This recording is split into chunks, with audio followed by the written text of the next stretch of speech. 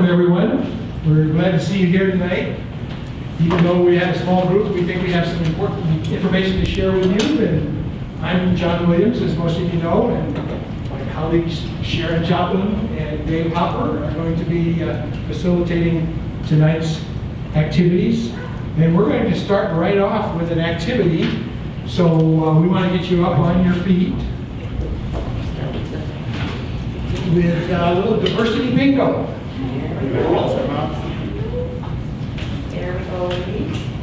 Okay, this, yeah, you can get moving with this, and of course, Dr. Linton needs to do it too. I will. Because he needs the exercise more than he needs the food. I've got 6 miles. We'll get him up. Okay, so you're going to get on your feet. You're going to find somebody to identify with one of these squares, and you're going to write their name in the square. Here come 2 more. You're going to write their name in the square, and what you're trying to do is get a bingo. So either horizontally, vertically, or diagonally, and notice that the middle section is free. The instructions say you may not use the same person for more than 1 box. We'll see if we need to hold to that rule, but for now, let's hold to that rule. All right, get up and go. Which one are you? I have a dog. What's your son? Well, I have a dog.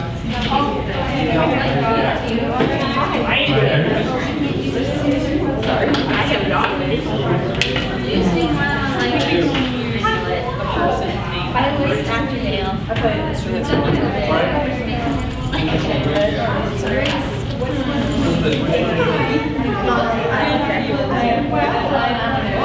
Oh, yeah.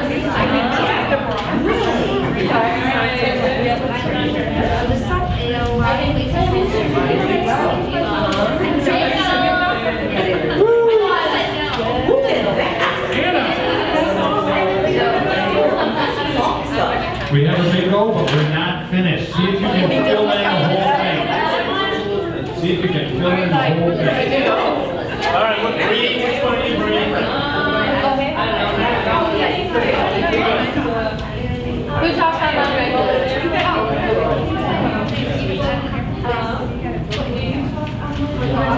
Who's a freshman? Yes. Are you ready? Yes. Hi. I do. Yeah.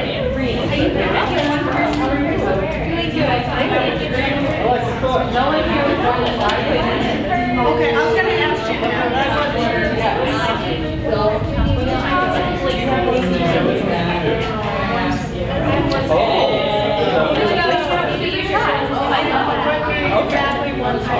I'm sorry. Oh, no,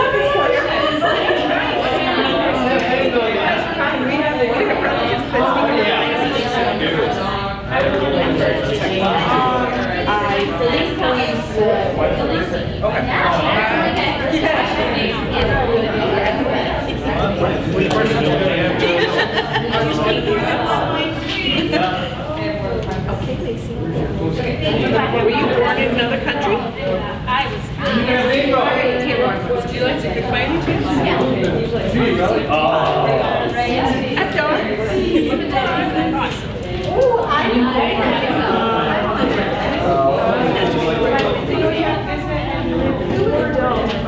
Yes.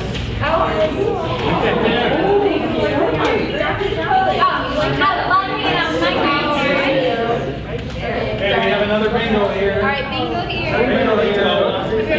Bingo, bingo. Anna was the first.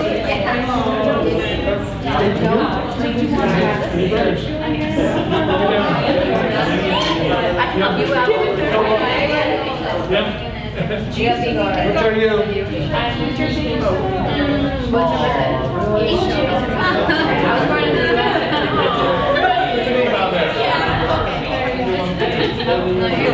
I got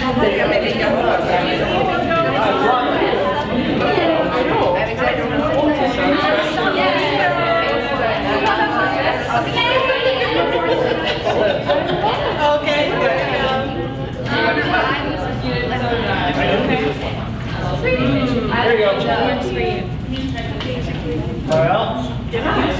Please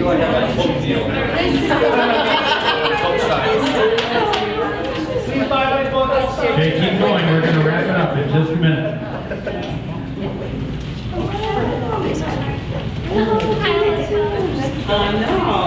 Wait, monkey word.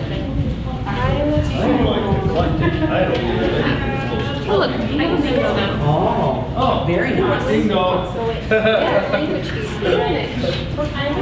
No, I haven't played. Make your way to the seats, and we will move on here. Okay, Hannah was first, so she gets 1,000 points and a trip to the moon. Woo! And a pony. Yeah, she gets all that stuff. Yeah. Did anybody get 2 bingos? Yes! Very good. You can fight it out. Nobody got 3, right? I know. Nobody got 3 bingos. Okay. How many squares did you get total? Because there are 25 squares. How many did you get total? I have 11. Anybody over 11? Nobody has over 11? All right. Well, good. You know, obviously, this is a way to get to know the students in your class. People would come in. More and more, when you're in the classroom, you're going to find a wide variety of answers on this. Speaking other languages, living in other countries, being born somewhere else, all elements of diversity. Okay, so that's a good crowd breaker for that. Let me give you one little definition here before we get going. This illustration really shows it well. There's always confusion over 2 terms that sound a lot alike, equality and equity. Notice that here they're perfectly equal. They each have that big of a step. That's equal, and that is equality. But that's not equity. And one of the definitions of equity is moving students from different places to common places. When we talk about in our Declaration of Independence, all men, all persons being created equal, yes, in a beautiful sense, they are. But that doesn't mean that there's equity. So one of the issues you're going to have to deal with, obviously, in diversity is difference in equity. Because very often, difficulties with handling diversity have very little to do with true race or ethnicity. They have more to do with socioeconomic condition and culture. And we'll be talking about culture. Matter of fact, what is culture? You're all Spring Arbor students, so you should know something about culture because it's a requirement for you to graduate. So give me a definition of culture, someone.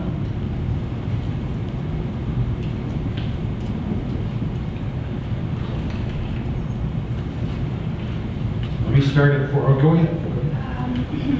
The way a group of people live and interact. Can we go start over? No, let's go ahead. The way a group of people live and interact within their own, I would say cultural group, but I feel like you can't use culture in the definition. Region, yeah, race. I guess it just depends on how you want to. Okay. So the way they live and interact within their own group, their own, you know, a word that some people think is offensive, but it really isn't, within their own tribe.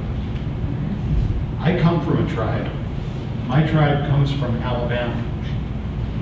And my tribe is very different from your tribe if your tribe was from here in the north. Very different in many ways.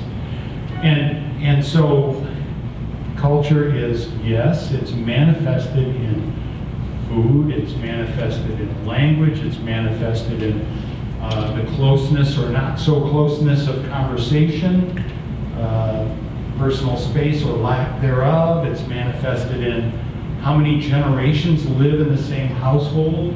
It's manifested in if I'm relatively poor and I'm from one culture and you give me something, I immediately keep it to myself.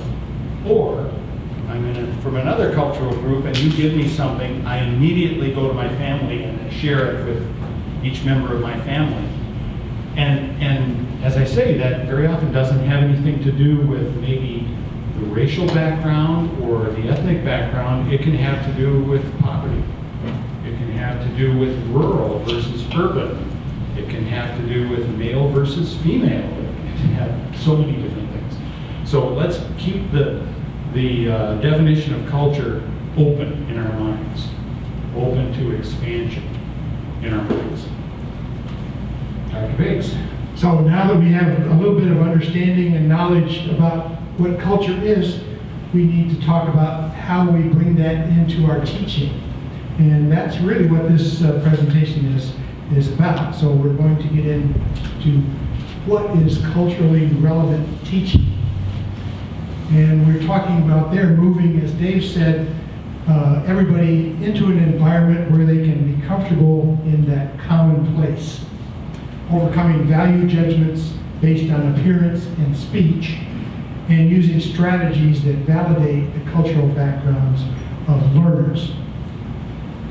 Specifically, some children, as Linda Darling Hammond says, come to school every day and have their culture validated, while other children have theirs invalidated and even berated every day.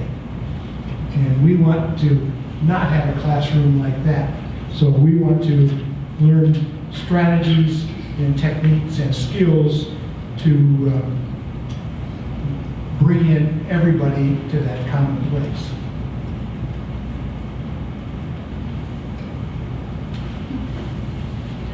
Okay, I'm going to read a story to you and be thinking how in the world this can apply to you in your teaching setting. You are on a deserted island, a desert island. With you on this island are two other people, a 2-year-old boy and a 90-year-old woman. All three of you have been dropped off on this desert island and have been given the task of surviving for 10 days until the ship returns. You've been asked to all get to a, quote, common place, which is surviving until the ship returns. Even though all three of you come from different stages and places in life, you have all been given the same task. Before the ship left, each of you has been given an equal amount of water in equal-sized bottles. On day one, the 2-year-old boy drinks all of his water and plays in the sand chasing crabs. You and the 90-year-old lady do not open your water bottles, as you both have prior knowledge and life experience. You know that humans can often survive for 3 days without water. So the two of you conserve your energy, sitting quietly under a shady coconut tree. You watch the 2-year-old drink his water and play with the crabs. You have a brief conversation about the boy as you watch him run in and out of the sun. The two of you reflect that he received exactly what you received, and it's not your place to intervene in his poor decision making. She says, "Oh well, he did get the same bottle of water that we got, but I fear he may be in trouble later in the week." You agree, but you both take a nap. You don't discuss it, but each of you predicts that the little boy will not make it to day 10. Actually, you predicted this for him on day 1, with 9 more days to go. You agree that he was treated equally and tell him that he might want to sit with you, but he does not choose to do so. You feel then that you've done your part and you settle in for the night. On day 2, the boy has been out of water for 1 day. You and the old lady still have full, unopened bottles. You again think that his poor decision-making skills will get the best of him, but agree that he did receive the same thing you received, and his choice is his choice. You also did try to work with him yesterday, and he did not listen. You want him to survive, but your expectations are not high. We're still predicting that he will not make it to day 10. It's day 3 now, and the boy has been out of water for 2 days. The lady has taken 2 sips of her water. You have not even opened yours. You're healthy and in good shape. She's in her 90s and did not feel well last night, so she took the 2 sips. Truth be told, at this point, you are predicting that both the little boy and the lady will not be with you on day 10. On day 4, the boy has been out of water for 3 days. You take 1 sip and the lady is down to 3/4 of a bottle. On day 5, the boy has been out of water for 4 days. You take 2 sips and the lady is down to half a bottle. On day 6, the boy has been out of water for 5 days. You're down to 3/4 of a bottle and the lady is down to 1/4 of a bottle. On day 7, the boy has been out of water for 6 days. You're down to half a bottle and the lady is out of water now too. On day 8, the boy has been out of water for 7 days. You're down to 1/4 of a bottle and the lady's been out of water for a day. On day 9, the boy's been out of water for 8 days. You're down to 1/8 of a bottle and the lady's been out of water for 2 days. On day 10, you see the ship and yell, "The ship is here, the ship is here." The ship is here for you and 2 dead folks. Still, you were treated equally, so it is sort of acceptable because it was sort of expected. It was predictable that some of you would not make it. What does that have to do with teaching? Well, sometimes you hear people saying, treat them all equally, and you hear others saying, I predict those kids are not going to make it. They don't have the language, the skills, the behaviors, the expectations that we have to succeed. So as teachers, we need to establish some goals for our classroom that don't do that look at equity issues rather than equality issues, and we need to set some goals for our culturally relevant teaching. It's rather like the 2 pictures of looking over the fence. When we're talking about goals, it's not always going to be a level playing field because they come in with different gifts. So, goals of culturally responsive teaching. We want to help people gain a better understanding of the different people and communities with which they come from, especially those who are underrepresented and underserved. Was it fair to the 2-year-old? Well, he may have received the same amount of water, but his understanding, given his age and developmental levels, that did predict what was going to happen in 10 days because he didn't have the background skill or knowledge. So we want to make sure that underserved or underrepresented groups, we have that information about them. To help them overcome, we want to overcome value judgments based on appearance and speech. Have there ever been times where you've been in a situation and you've heard someone say something and in your head you make that quick correction because it was improperly spoken, or you didn't understand or have clarity of what they were trying to say to you because of their pattern of speech? And being culturally responsive in our teaching helps us build on language experiences and learning styles as well as strengths that the other groups bring in. Each individual will bring different strengths to the process, to the teaching and learning process. We want to value those, but we also want to help them identify what those are, and that can occur through the learning styles, addressing the way that their learning style best actualizes it. We want to raise the achievement of all students. And how do we do that? We want to narrow the gaps between the highest and lowest performing students through relationships, rigor, and relevance. What does that mean? We close that achievement gap oftentimes by building relationships with students. Once we know them and understand them, and they know they can trust us, there's this wonderful relationship that's very open and trusting, and they will tell you what some of their needs are. Rigor. We don't need the curriculum watered down. We need it created in a manner that's going to help them learn the material, so that that fence that they're looking over, they have equal access to that the same way. They have the same skill set, so that they can look towards college or whatever their future goals may be. Or maybe we need to talk about those goals with them. And relevance, making material that we're teaching relevant to situations that they deal with.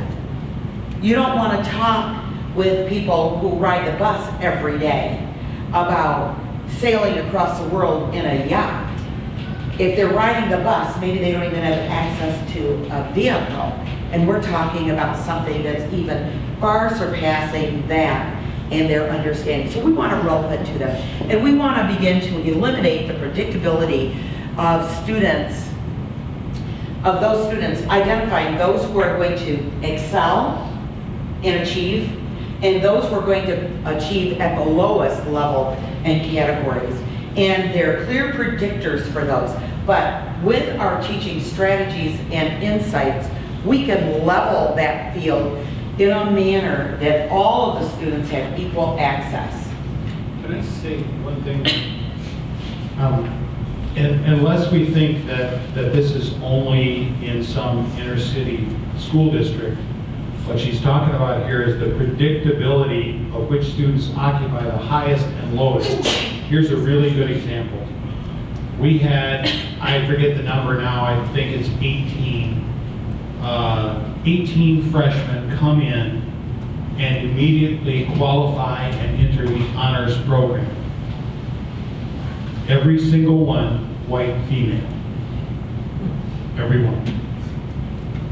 Their predictability of occupying the highest achievement category. Isn't that interesting?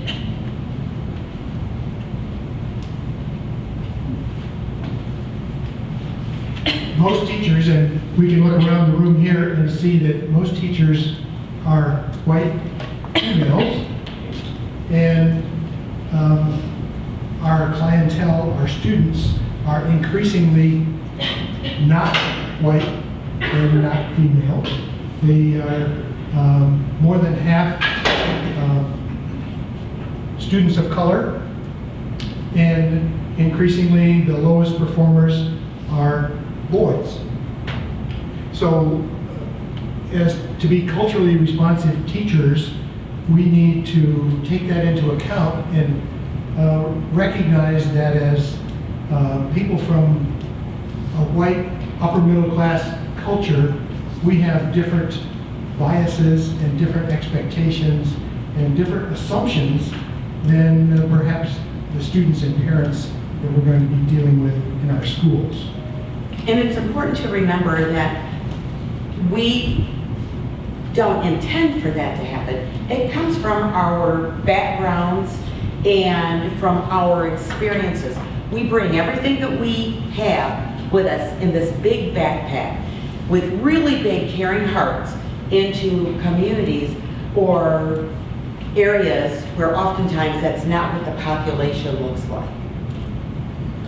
So these statistics are from 2014, but you can see that over 80% of our teaching force in the United States are white. But when we look at our students, we look at about 90% of the population of the students in public schools are from non-white populations. Over 50%. Well, And some of the white students are from color. Yeah. over 50%, thank you.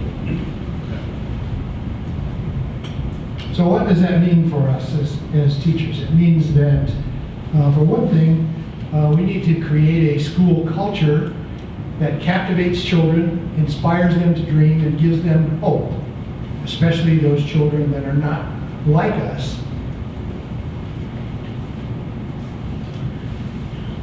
We need to involve the parents of those children, and unfortunately, because of their past experience, many parents will be saying things like this. They say that the school is an unwelcoming environment, They have feelings of intellectual inferiority. Some of them say the teacher is a racist because of their beliefs. They don't listen to the parent. They don't really want the parent's input. They turn everything over to the school because they don't feel qualified. They are doing what they know how to do, and based on their experiences going to school. And they say the teacher only calls when my child is in trouble.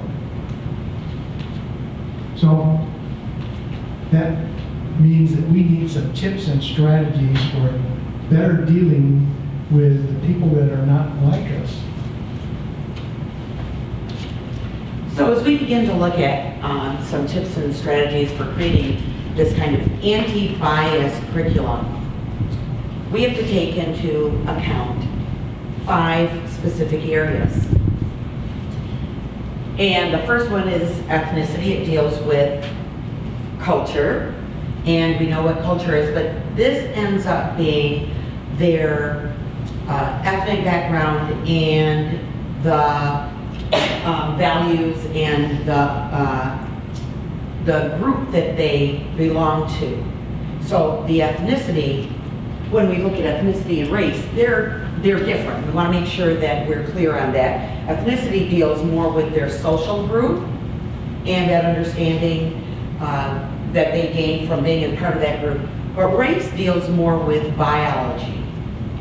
Race deals more with looking at their background and their physical appearance and those sorts of things.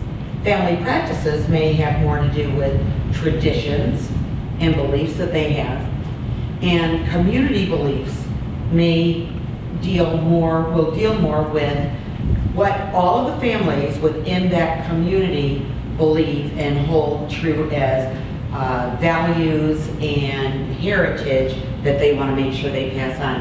And socioeconomic status, that SES, the income levels, whether they're low income, middle, or high income, definitely all has to be taken into account when we're talking about creating this anti-biased environment for learners. Even though you plan to have an environment like that and really are taking these things into account, as we said, parents come with their preconceived ideas about who you are as a teacher. So you have to come up with strategies and ways to better involve those parents. They may be saying, as they see who you are at the first open house or the teacher conference, he's young and white, or she's young and white, looks like another bad year for my son or my daughter. So you need to establish that positive working relationship with parents, especially those from different races or cultures. What would happen if you said something like, I just want you to know I'm working hard to understand how my being white can get in the way of being the best teacher for your son or your daughter. I really want to have a great year. I want them to have a great year. I'm open to any suggestions you can offer on how best to teach your son. So be right up front and let them know that you don't have all the answers and you're looking for them to be a co-learner on how best to teach their student, that you're going to take feedback from them as well as the other way around. So we have some more tips to give you at this time. Okay, so one of the ways that we want to make sure that you recognize is making it social. Remember, we talked about it being about relationships when we're talking about culturally relevant teaching. And most culturally relevant teaching refers to the need for some sort of collaboration, some sort of way that the students are getting together and we're engaging those learners. That's how they learn best. So using some sort of group work with them, and most are very communal in orientation, meaning that they are very inclusive of one another. Now, this is very opposite of what is the broader white culture that's very individualistic in the sense that they want to race against the other one, rise to the top. I want to make Do your own work. do your own work. These are my crayons. This is my assignment. Don't look. Do your own thing over there. But remember, they're very communal. So they're very, Positive interdependence is the absolutely. thing we're looking for. And we want to make sure that, we understand that they're open to sharing ideas and that we're open to that with them. Open to sharing material. So having a box of material in the middle of tables or your cooperative learning groups, and they all get to share in that material, works well for them. Using talk alouds and think alouds as a way of learning, where they're sharing with one another and talking out loud and processing as they're doing so. And it can be slightly competitive in a friendly and fun manner, but they're interactive with it. So we thought we would, as an example of this, have you do a 3-2-1 at your tables. So how is this going to work? 3-2-1. You're going to, you have a pyramid handout, one for each table. And the bottom section, you're going to record 3 things that you've learned. In the middle section, you're going to record 2 questions that you have. And in the top section, you're going to describe how the information you learn is applicable for you as a teacher. So that's a 3-2-1. 3 things that you've learned, 2 questions that you have, and how it's going to be applicable. Now, in using the idea that they work very communally or cooperatively, we want you to come together and do this exercise. So, heads together, butts in the air, go to work. Have you seen the classrooms do that? Heads together, butts in the air. They're like this, working together. And they're all in. Sharing conversations, coming up with. So heads together, butts in the air, go, go, go. I'm going to do that too. I have. 3 things happened today. 2 things. I'm sorry. I just had a table. See, she's smiling it. She's smiling it. Heads together, butts in the air.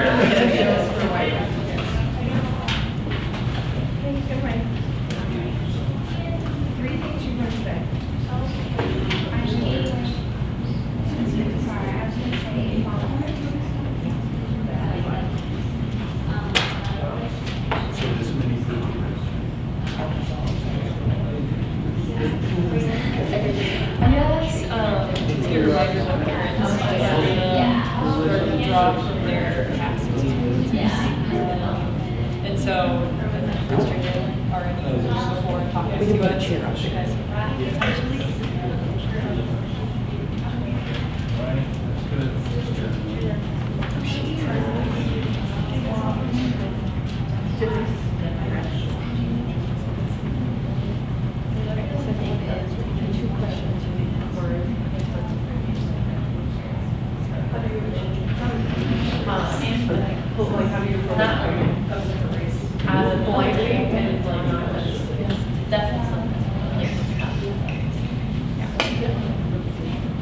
We think about our students more just because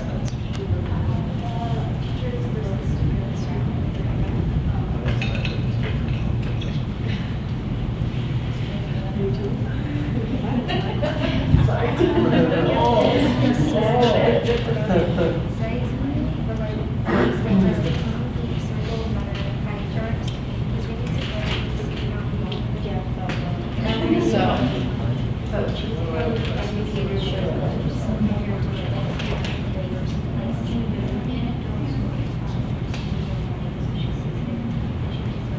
question. I've been doing a lot of my observations at Parkside. I just finished for methods, and they have some really severe behavior issues that make me think that collaboration would be really hard to do well. So how do we I don't know, fix that?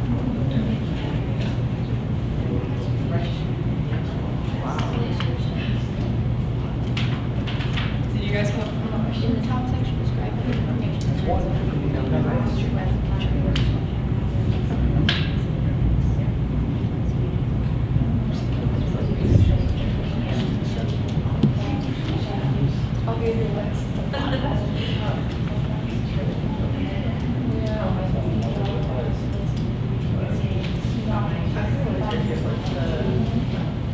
like the projects embedded to like learn more about their culture, more about their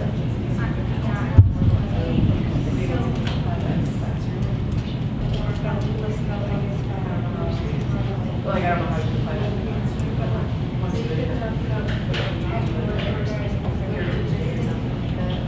At least learning environment.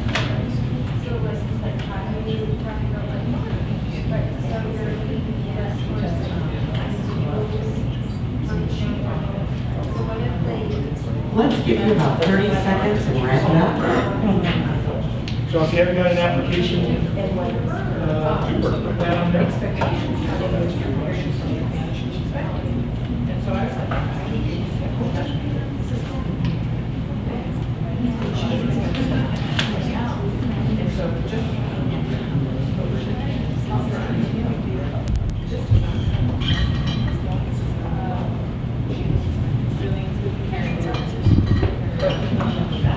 Okay, let's have all eyes on me. There we go, thank you. We aren't going to debrief these, unfortunately, because we don't have enough time, but this is a demonstration of how you can have your students working collaboratively when you have a task or an assignment. Did it make a difference that they didn't come up with the questions individually, the 3 questions, the 2 points, and the 1 application? They still were all learning and sharing for one another. Did you all learn and share in your groups? Listening to how other people were thinking and processing? Absolutely. So that's a great example of making it social. Another example that we have is something called gamify it. We know that when with games, the brain wakes up. Usually you can be doing the most mundane things with kids, and you say, let's play a game. They all jump into action, and they engage in the learning process, and that's what we want them to do. And the first step is to get the learner interested in the learning process. That's our goal. So some cultural tools employed is gaming. And we can use oral tradition, repetition, solving problems or puzzles, and making connections between things that typically don't connect. So you can use all kinds of wonderful games with that.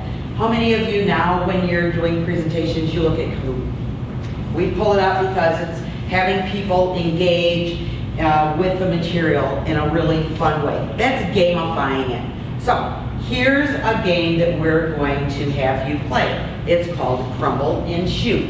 And you have handouts that you have. Yeah, right. So in your handouts, there's some strategies to assist with culturally responsive teaching, some ideas that have been researched and we know that they're solid and they're good tips for you that you can take beyond just our time together here and you can look at. The first page is giving you some strategies and tips. The second page is an inventory. And you'll want to pay close attention to the inventory as we're doing the Crumble and Shoot game, because some of your answers come from those areas. So I have some questions for you, and this is how Crumble and Shoot works. Each table becomes a team. So we have team 1 over here with Dr. Gullen, team 2 with Dr. Linton, and team 3 with the illustrious ladies. Woo! There we go. All right, so I'm going to ask you some questions, and you take one slip of your paper, you put your heads together, and you come up with the best answer. Then, when you have the best answer, you stand up and hold up I'll stand up, and then I'll call for answers. You don't want to hold it up in case the other teams have not come up with their answer yet. And then we'll call for the answers, you raise your sheet of paper, and if you're correct, then you get to go to where the chair is, you get to crumple up your paper and shoot in the waste basket that's up here. Each basket is 1 point. So, here's the first question. Ready? Name 5 practices that are to be considered when thinking of culture. Name 5 practices that are to be considered when thinking of culture. You may want to look back at your notes on this one.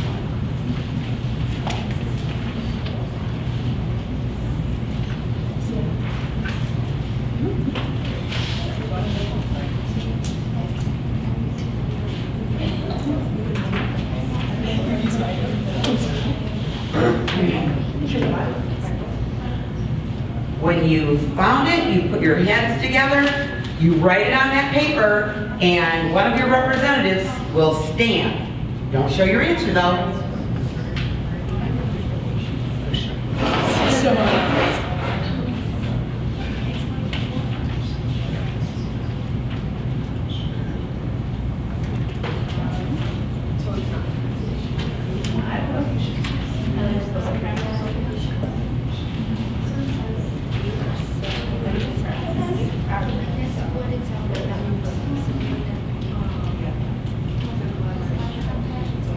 We've only talked about collaboration. A hint, you may want to look back in your notes.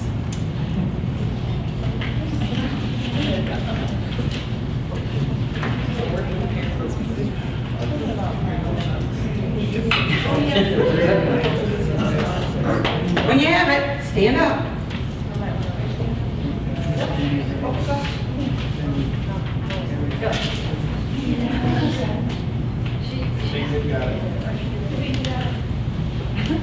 Okay. Anyone else? Okay. What are the 5? 5% were welcome students by name, involve parents, models use of graphic organizers, eye contact with all students, and uses radar response strategies. Okay. You may crumble it, move over to your chair, and shoot.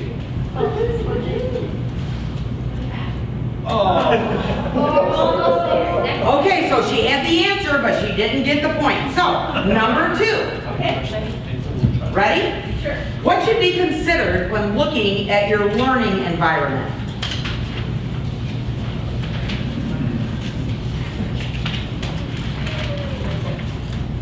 You might need to borrow 2 pieces of paper.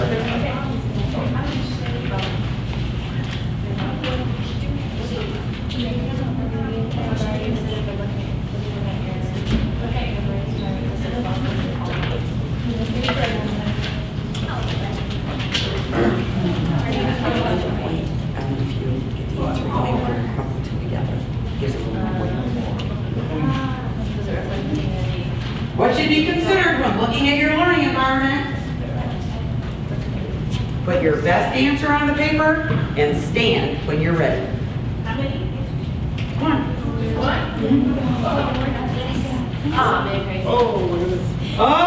Okay. Let's hear the answer. Absolutely. Doesn't welcome all learners. So rumble it up. Step over to the chair and give a shot. Do it. Okay, we do want to let you know that we didn't practice to see if that shot's even possible. Okay, number 3. Well, we know it's not available for John 4. Okay. John 3. Okay, number 3. You should become aware of what? Oh, you should become aware of what of yours? What should you become aware of yours?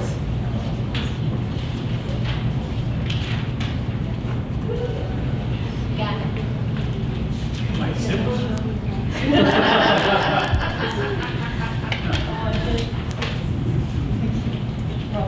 We'll give the others a chance too. It's fine. Write it down, 1 on paper, and stand. She could probably shoot. We're gonna see. I'm a tennis player. No, that's Okay, ready? Stand up if you got it.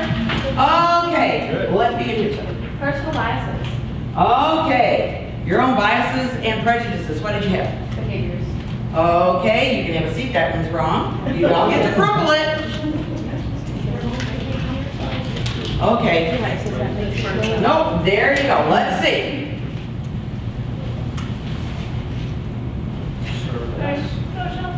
Rick.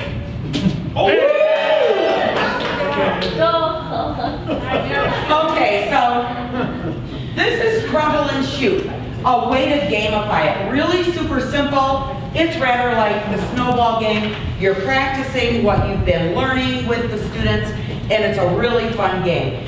They typically say, and the instructions are in there, in your packet. They typically say that it takes about an hour for you to be able to practice it, and you would want to make sure they can shoot the baskets. Of course, most kids are probably better than we are at this, but it's a real fun way for us to do that. Okay, so we've done gamifying, we've done social, now we're moving on to another one. This one is called Storify It, and this is making the learning relevant for them. Our brains are wired to remember stories. I like teaching with stories in my classrooms, in my classes. I tell all kinds of stories about my kids, about students I've been with, about your kids or your siblings if I know, because stories help give us kind of a hook to hold material onto. The story structure is used by every culture and passes down information and facts and traditions, and the story might be a small nudge that encourages a growth mindset in the sense that it's relevant to them. So you want to make it relevant. Students recall information a lot better when it's tied to information that is relevant to them. And that growth mindset concept is an important one to remember. And it relates to what Leanne was saying a little earlier. Students from generational poverty come to school with not a good connection between effort and behavior and success. So one way you can nudge them toward improving their behavior and their effort is through story. So if you can tell stories of success that others have had that they can relate to, it makes it relevant, and that may be the nudge that they need. And just to expand on that a little bit, a fixed mindset is the opposite from a growth mindset, right? And a fixed mindset tends to attribute failure towards something unchangeable.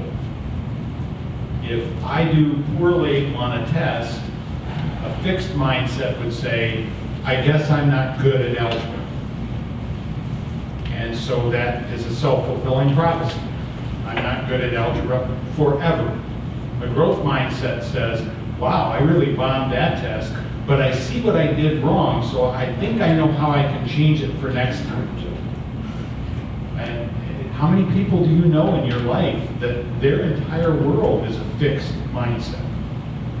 There's always some permanent judgment that they bring upon themselves or others, and that's just the opposite of a growth mindset. Think, Pair, Share is an activity where you share with a partner, and in this case, share with a partner a story that you have used in the past that helps you remember something.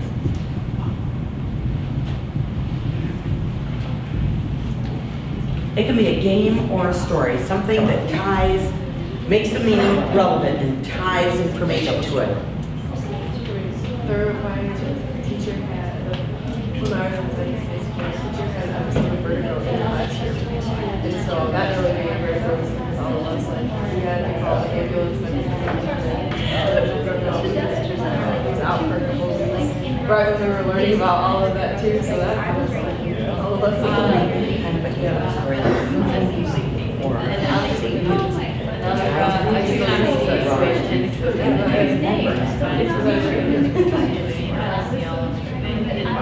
In the classroom, I learned to always I was go-karting and track.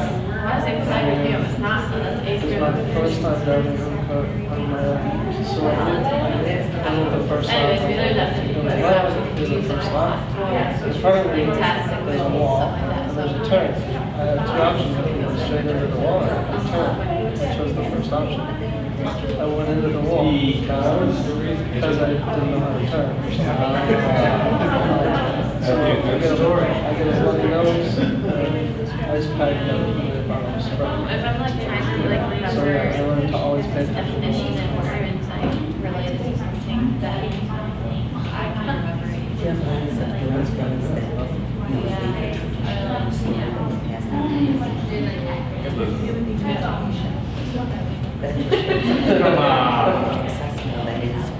I learned to not go back to public schools that I because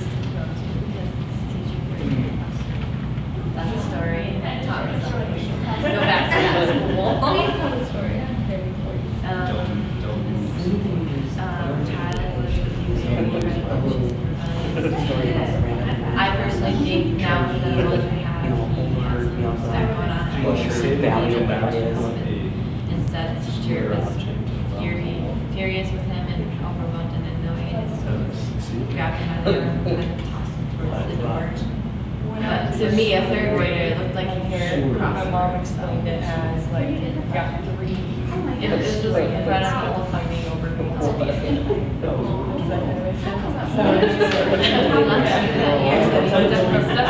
stuck it throughout the year, but I didn't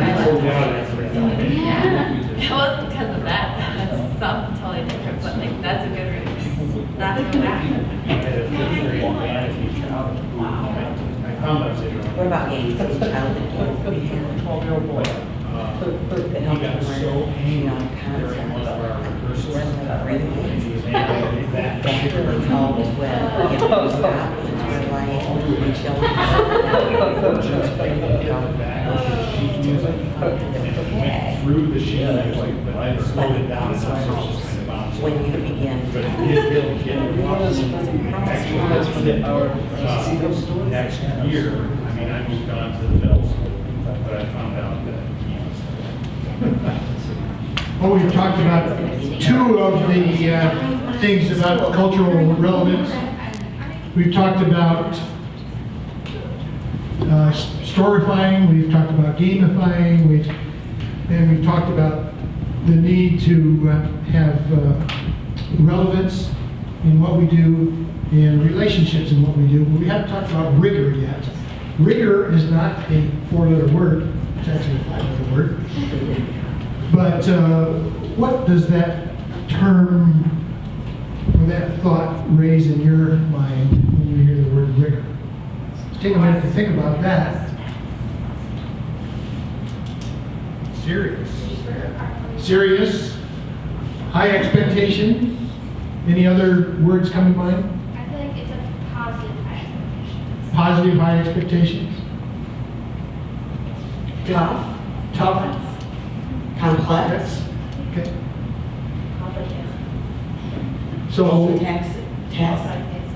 multifaceted.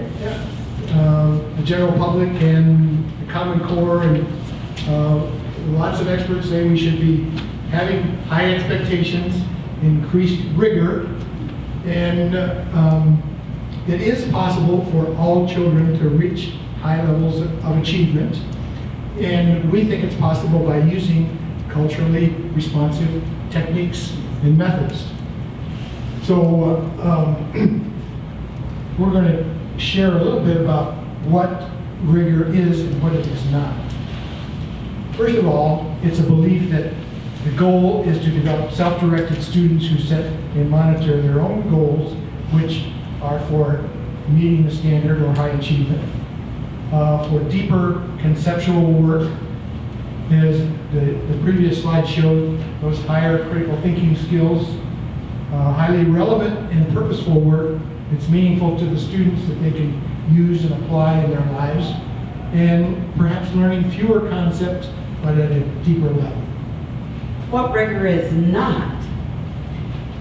A belief that the goal for students to follow the explicit directions and goals set by their teachers. So it's not just this lockstep kind of rote learning. but more expansive and deeper levels of learning. It's not just more work. It's providing work that's more expansive and allows for critical thinking with the students. It's not memorizing more facts and information, but making it applicable. And it's not learning more concepts at a very superficial level, because as soon as you practice for the test and you know that much material at a superficial level, it's gone. It's deeper learning. So we have now for you a chance for you to see it in action in a responsive classroom with an elementary teacher.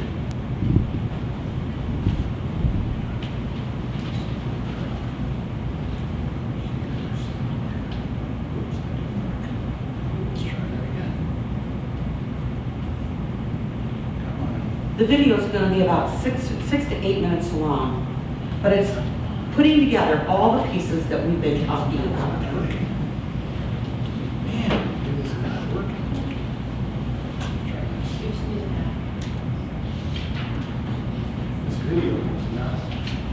I did earlier, so there we go.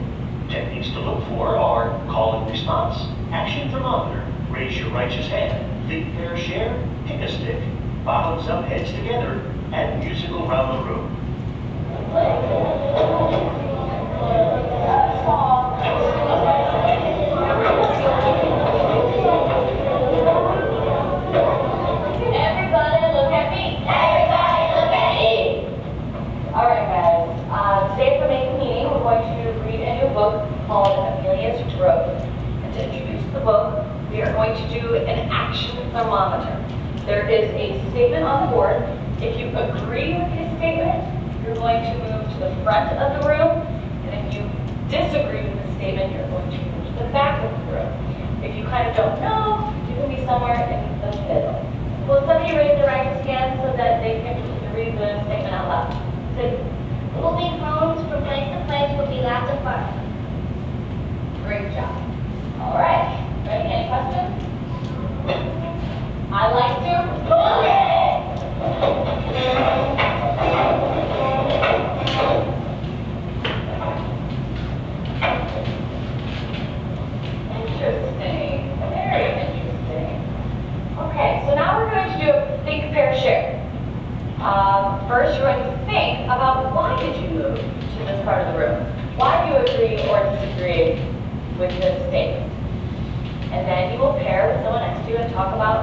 why you moved there, and then we will share with the classroom how things sticks, okay? All right, so first, think.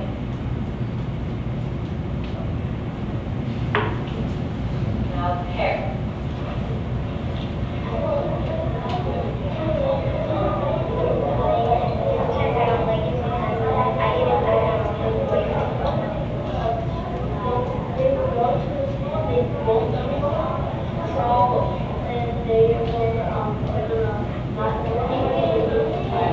Everybody give me five. Everybody give me five.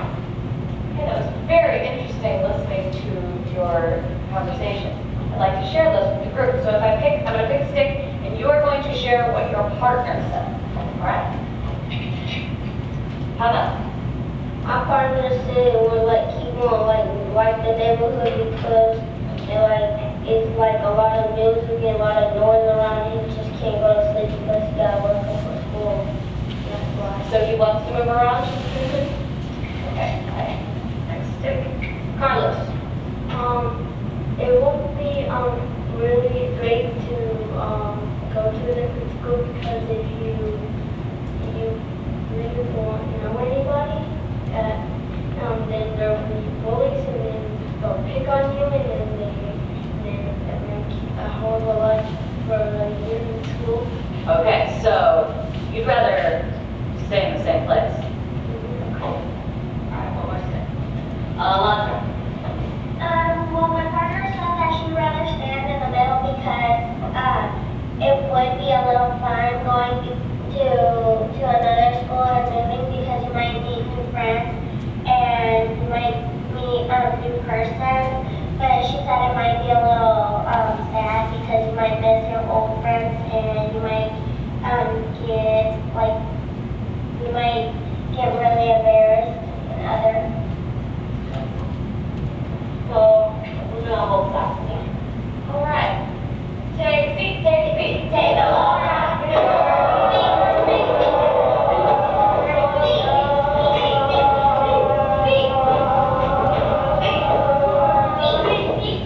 All right, great job, guys. Great thoughts. It's a perfect way to introduce our book, Amelia's Road, which is about the little girl who has to move around a lot. But before we read the book, we are going to preview 5 vocabulary words with round the room, okay? So the first word is grim. Grim. Second word is tidy. Tidy. Third word is occasion. Occasion. Fourth word is narrow. Narrow. And fifth word is twirl. Twirl. All right, so when we do around the room, you know you have to do bottoms up, heads together. You have to take turns writing and make sure you write in your group spot. Okay. Any questions? All right, bottoms up, heads together.